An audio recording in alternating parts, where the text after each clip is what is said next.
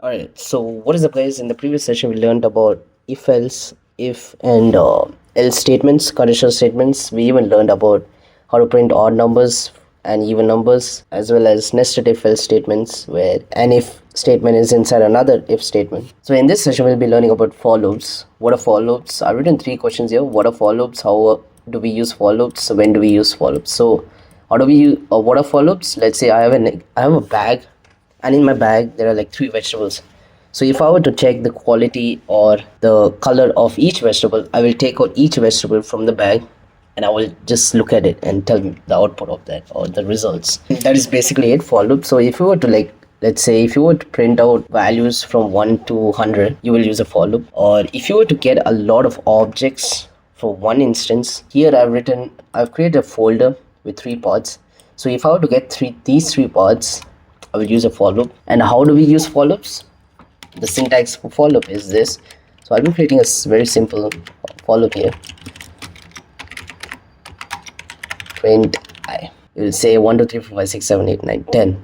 So this prints numbers from 1 to 10. By default, if you are not giving this third value, Roblox will understand that you're increasing the value. So you're going increasing. You're going from 1 to 2 3 4 5. It's not like you're going decreasing, which is 1 0 minus 1 minus 2 whatsoever.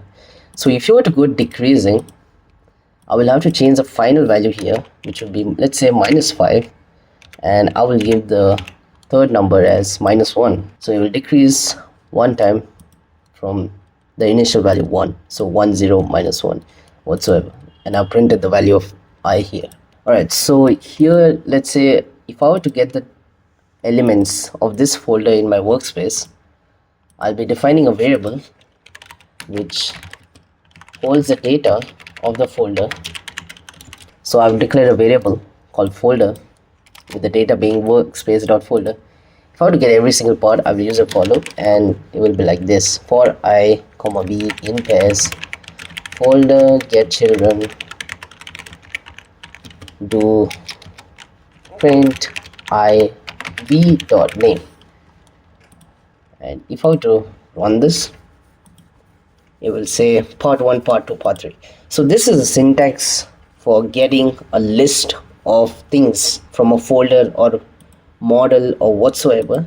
So if you were to click on this arrow, you will get a lot of things. So if you were to ever get things which are from this arrow, you will use a for loop.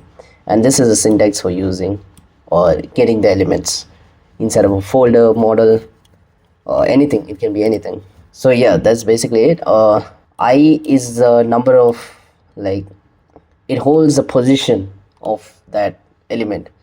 So if I were to print, let's say, v dot name concatenated with is at the position I. Okay. So if I were to print this, you will say part 1 is at the position 1, part 2 is at the position 2, part 3 is at the position 3. So it tells, like, how is it reading the folder. So this will be the first element, this is the second one, this is the third one. So the 1 2 3 is in the I value, in the I variable, whereas v holds a part 1, part 2, part 3. And here I've used a dot name property of the parts.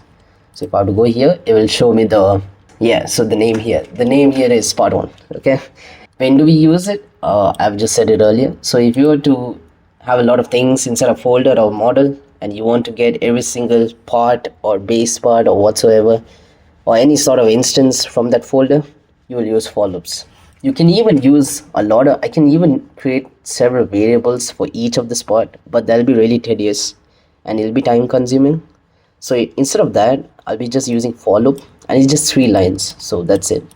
Alright, so moving on, I'll be using a list here, and you guys might be knowing what a list. So let's create a normal list here with the values being 1 2 3 4 5. Alright, so I've created a small script here where I've written the variable I in the for loop, put the data as 1, and the final value is hash list. So whenever you do hash before a variable, it means that you're counting the number of elements or objects inside of that variable. So this variable list is a list, and it has 4 elements. If I were to print hash list, it will give me the output as 4. So yeah, it says 4 here. So that's why I'll put the final value as list, hash list. Alright, so here I try to make a script where I try to get the elements and objects from this folder through a variable called folder, and I put the hash folder. So you can't do this for objects and instances. You can only do it for lists. The hash works only for lists or strings, I think. I'm not sure about that.